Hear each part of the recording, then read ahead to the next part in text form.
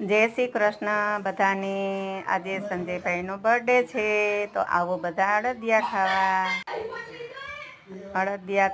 અડદિયાની સામગ્રી છે, લોટ છે, ખાંડ છે, આ બધા મસાલા આપણે સાથે લઈ લીધા છે।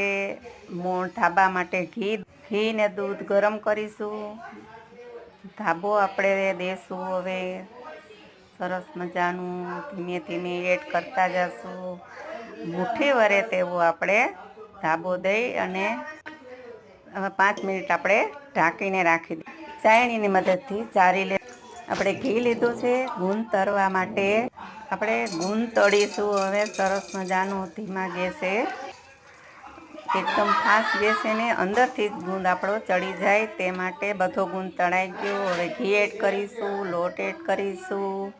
ધીમા ગેસે આપણે અડધી કલાક આપણે આપણો લોટ શેકાઈ ગયો છે।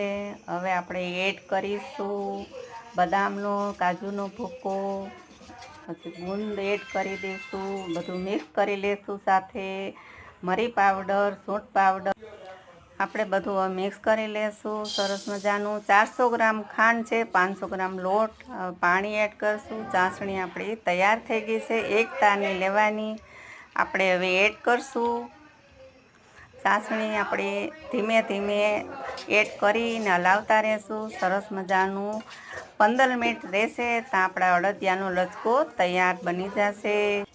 આપણા અડદિયા વરે તેવો લચકો તૈયાર થઈ ગયો। અડદિયા બધા વરી ગયા છે, તો લાઈક કરો, શેર કરો, સબસ્ક્રાઈબ કરો, કોમેન્ટ જરૂર કરો કે તમે કઈ રીતે બનાવો। જય શ્રી કૃષ્ણ। ફરી મળીશું।